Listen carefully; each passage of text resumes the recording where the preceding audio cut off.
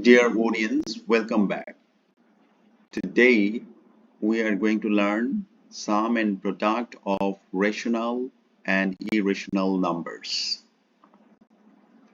If R is the rational number and I is the irrational number, then we have to show that the sum of rational and irrational number, that means R plus I, and their product IR are irrational numbers. The proof of it. First of all, we consider R is a rational number and it is also 0, and I is an irrational number.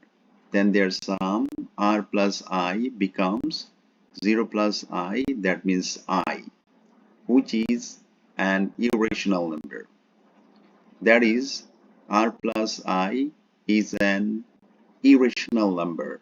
That means the sum of rational and irrational number is an irrational number.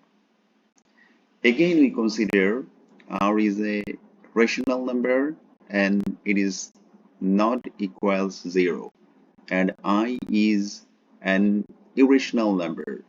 We also consider that R plus I is a rational number. Since R is a rational number, so it is also a real number. So there exists minus R in real number. So adding this minus R with the rational number R plus I, we get I.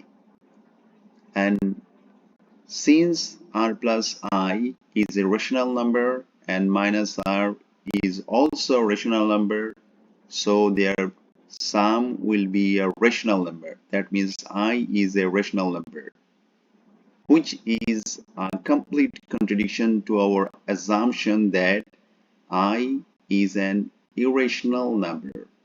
So our assumption R plus I is a rational number is also wrong. So the correct matter is R plus I is an irrational number.